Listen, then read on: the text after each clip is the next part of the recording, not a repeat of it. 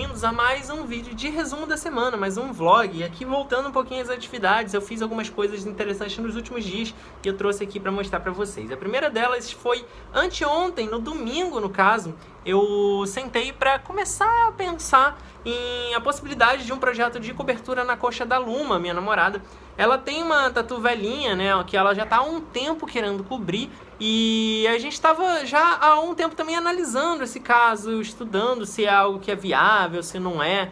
Essa tatuagem que ela quer cobrir tá bem no meio da coxa e bem nessa divisa entre a área lateral e a área frontal, né? Então ela tá bem no seria o meião do espaço. Isso dificulta bastante, né, uma cobertura, porque apesar dela ser grande, a coxa tem bastante área. E se ela fosse um pouquinho mais pro lado, seria mais simples eu criar uma arte que seja, né, mais chamativa e impactante na área principal da coxa e cobrir ela com algum elemento escuro. Essa tatu aí, ela tem, né, as linhas pretas bem presentes, tem as cores ainda vivas, então não é algo que dá pra cobrir só com uma cor e tudo mais, é algo que teria que ficar bem pesado, tendendo ao preto. Se fosse menorzinho, seria possível esconder dentro de algum detalhe do desenho, já que é uma área bem grande, mas não é o caso. Então, a gente já está um tempo avaliando, eu falei para ela que eu acho que o ideal seria a gente, de repente, dar uma clareada no laser, porque aí realmente aumenta a possibilidade de quais tons dá para cobrir e tudo mais. Mas eu fui estudar, a gente estava meio parado ali, e aí eu tirei, né, uma foto da perna dela, na verdade eu tirei várias fotos de ângulos diferentes e joguei no tablet para eu fazer alguns estudos de composição.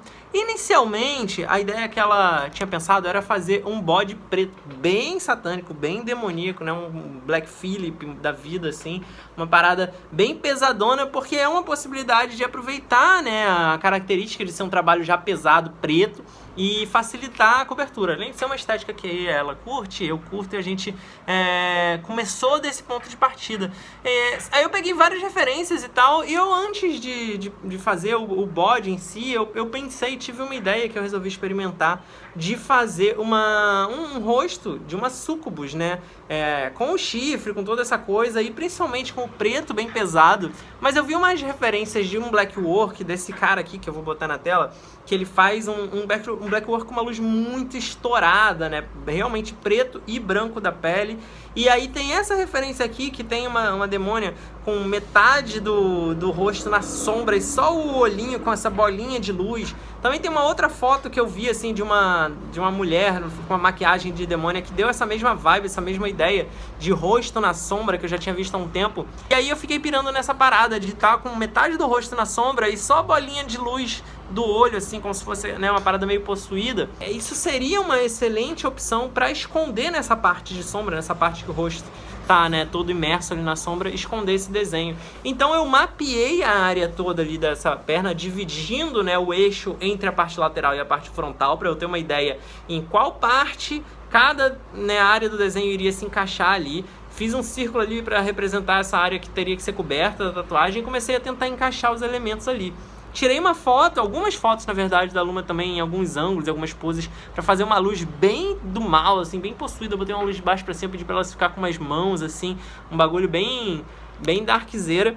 E tentei encaixar ali. Então eu parti, né, de um rascunho muito inicial, na verdade, que a ideia era fazer um concept muito rápido, muito rabiscado, só para entender se essa abordagem seria viável, entender se ia ficar bom, entender se funciona. Porque ainda que eu tenha tentado encaixar e criar artifícios para essa área escura, né, tá presente ali no desenho, fazer sentido com essa luz e tudo mais, o fato dessa tatu ser bem no meio ainda tá me incomodando e me atrapalhando. Porque eu tive que botar o rosto dela todo mais virado pro lado para isso funcionar. Encaixou na área que eu tinha ali, mas se você for transpor isso pra perna, esse rosto vai estar todo na parte bem frontal e o término do rosto vai estar, assim, entrando pela parte interna da perna. Então, e aí sobra para o outro lado, né, uma área que é mais simplificada, só dos chifres, da parte de trás do cabelo, que não tem tanto destaque, mas é a parte que vai ficar mais aparente na coxa. Então, talvez isso faça com que essa arte não fique tão bem disposta, assim, ainda que tenha encaixado no mapa que eu fiz. Eu acho que, vendo assim no corpo, eu cheguei à conclusão de que, assim, na verdade eu ainda vou experimentar, tá? O que eu quero fazer é imprimir e colar mesmo no corpo pra testar, pra ver como é que vai ser essa disposição na hora que ela se distorcer de volta na anatomia, na hora que ela ficar curva ao redor ali da pele. Mas a princípio, apesar de eu ter conseguido encaixar tudo para fazer a cobertura, eu não gostei, porque eu acho que eu tive que forçar muito essa barra, de espremer muitos elementos do rosto, de dar um protagonismo muito grande para uma parte de trás aqui que vai ficar aparente, que não tem tanto interesse assim que a parte de trás do cabelo, e uma parte muito escura, muito bruta ali no meio. Eu normalmente faço cobertura quando eu me sinto bem confortável de que não vai interferir no resultado da arte, que vai ser possível esconder, ficando com 100% de resultado ali, de uma arte que eu poderia fazer com mais liberdade. Então, esse é um caso mais especial que está servindo até de estudo mesmo. Eu não sou uma pessoa que faz cobertura toda hora, justamente por isso, porque eu priorizo a criação das artes originais, então eu só faço quando é algo que realmente não vai interferir no resultado dessa criação. Tem profissionais que são muito mais especializados, tem uma galera aí que é sinistra de fazer essas paradas, né? Então eu achei que era interessante de compartilhar com vocês esse estudo que eu tô fazendo, né, que ainda é uma incerteza, não sei se vai funcionar, eu não sei se vai ser esse desenho, se a gente de repente vai experimentar ainda o bode preto e tudo mais, né, é uma incógnita ainda, mas enquanto eu tô passando por esse processo, achei que era legal trazer e mostrar aqui pra vocês. Esse foi nosso estudo durante o domingo, tá, de um próximo projeto possível aí, né, se rolar eu vou voltar aqui pra mostrar, se não rolar também eu vou mostrar outra abordagem ou o que quer que a gente resolveu a partir daí.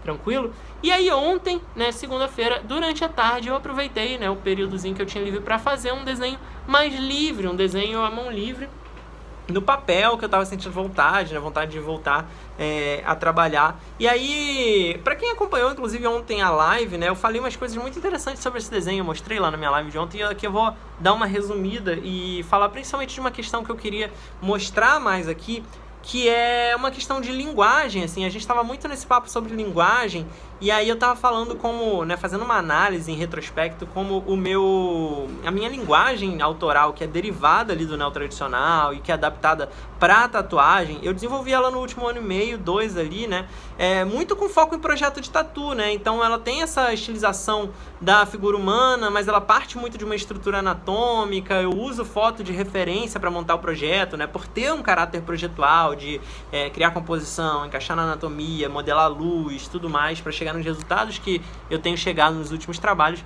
E aí é muito interessante analisar que, por exemplo, nesse período agora de quarentena, como eu fui fazer os prints, né, pela primeira vez, depois de muito tempo, criar uma série de arte que, olha só, é derivada de uma estética que eu desenvolvi para pele, né, para tatu, e aí eu fiz essas quatro artes do print, né, numa outra mídia, numa mídia que é para ser o papel, né, então já não tem essa questão de adequar a anatomia, é uma outra questão de composição, né, dentro de um plano retangular, e com uma liberdade de acabamento, de efeitos maior, porque não tão limitado pelas questões técnicas, né, limitações técnicas de reproduzir na pele.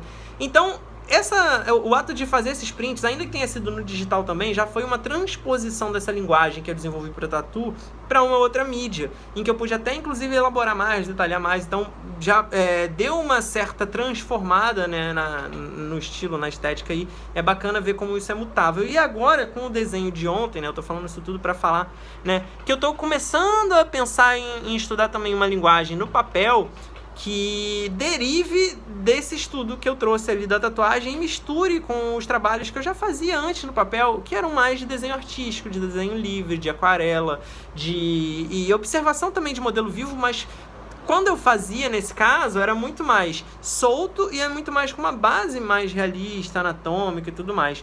Então, foi interessante porque eu fiquei num limiar, numa mistura entre essas duas abordagens, né? Uma abordagem um pouco mais gráfica, com uma cara um pouco mais de desenho, de personagem, de ilustração.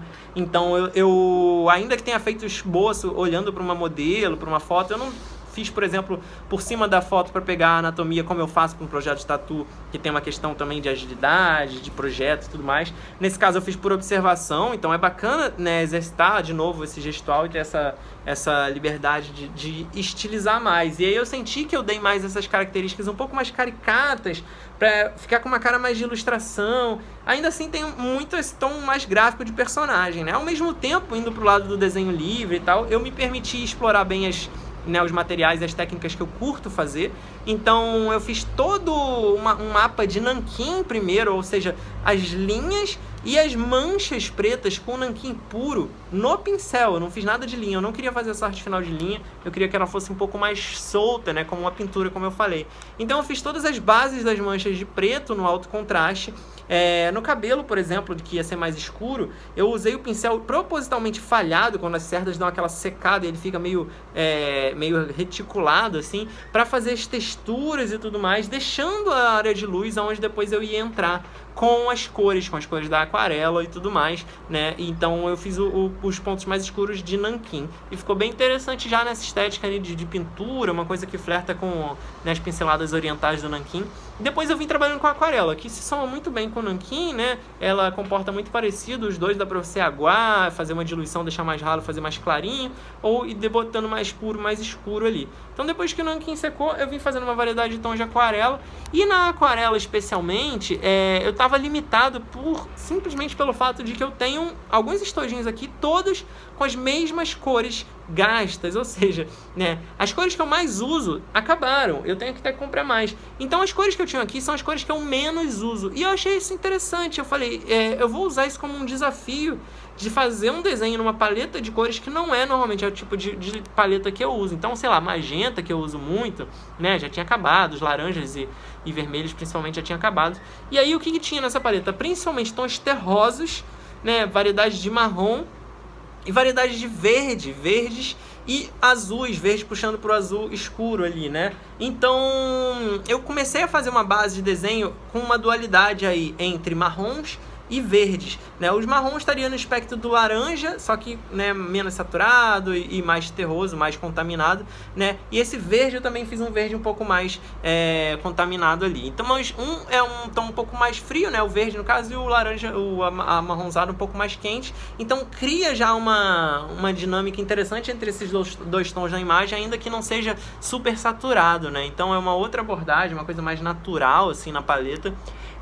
Depois que eu fiz todo esse trabalho das manchas, né, principais aí com o nanquim e com a aquarela, depois eu vim dando uns retoques, fazendo uns acabamentos com lápis de cor. E aí eu adicionei uma variedade um pouco maior de tons para fazer, né, um rebuscamento um pouco mais. Não só, né, alguns tons de verde e azul para caprichar um pouco mais nos degradês e tudo, como uns rosados ali na bochecha, né, e uns roxos que eu sempre coloco, né, no meu trampo, e eu acho que acaba dando uma cerejinha do bolo ali, dando uma enriquecida. Então eu coloquei uns roxos muito pontuais no cabelo e em algumas áreas de sombra ali, mas eu achei bem interessante que é um desenho que ficou com predominâncias de marrons e verdes, né? São tons que eu normalmente não uso, são tons mais naturais e deu uma atmosfera bem interessante. Então esse foi o estudo aí da semana, né? Um estudinho de desenho livre. Eu pretendo fazer mais alguns agora enquanto eu tô em casa, até eu voltar a tatuar. E aí, lógico, né, quando eu voltar, vou voltar com tudo, com material de tatu aí pra vocês e tudo mais, mas acho que é interessante mostrar essa variedade de linguagens, de experiências que eu tô fazendo, beleza? Então é isso, galera, esses foram os trabalhinhos que eu fiz aí nos últimos dias. Eu espero que vocês tenham curtido. Se você gostou, não esquece de dar um like no vídeo e se inscrever no canal pra você não perder nada, beleza? São 5 vídeos por semana, a gente se vê na próxima. Valeu!